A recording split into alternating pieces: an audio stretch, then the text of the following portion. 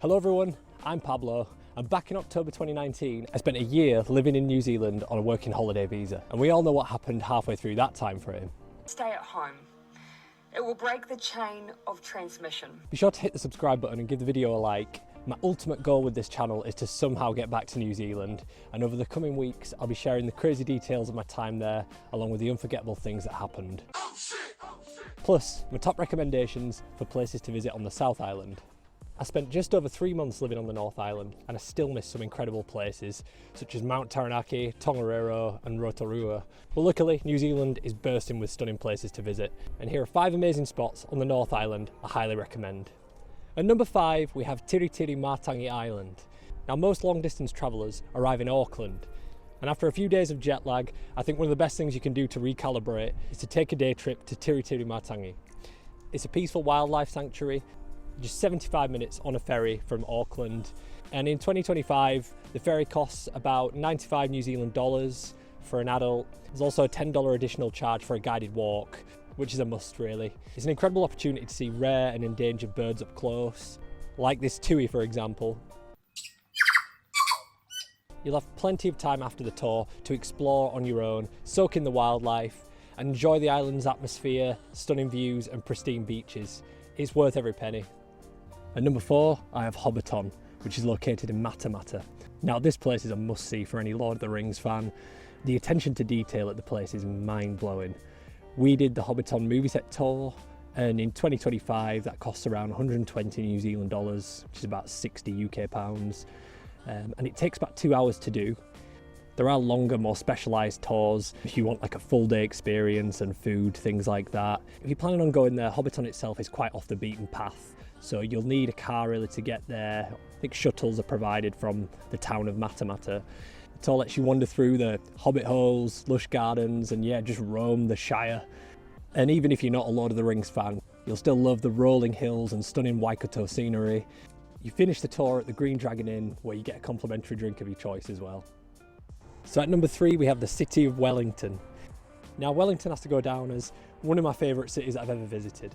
In fact, it's probably tied with another city on the South Island that I'll be talking about in an upcoming video.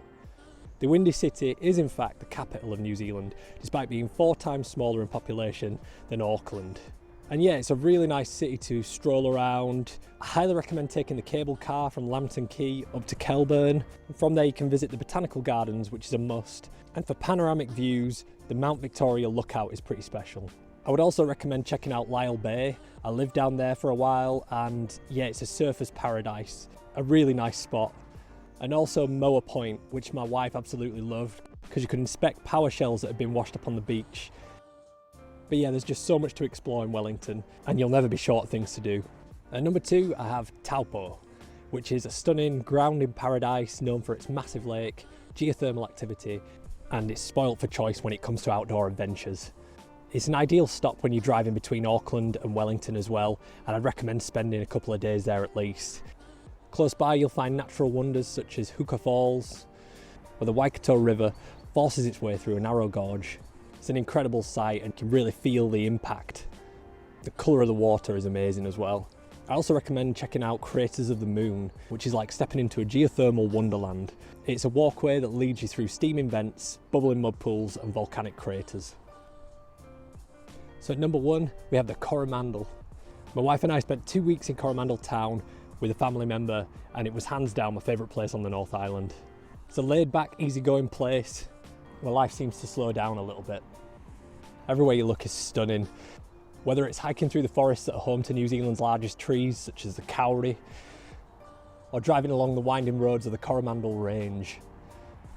One of my personal highlights was visiting New Chums Beach, which is the nicest beach I've ever visited. Crystal clear waters, pure paradise, and we managed to catch it when it was pretty quiet as well.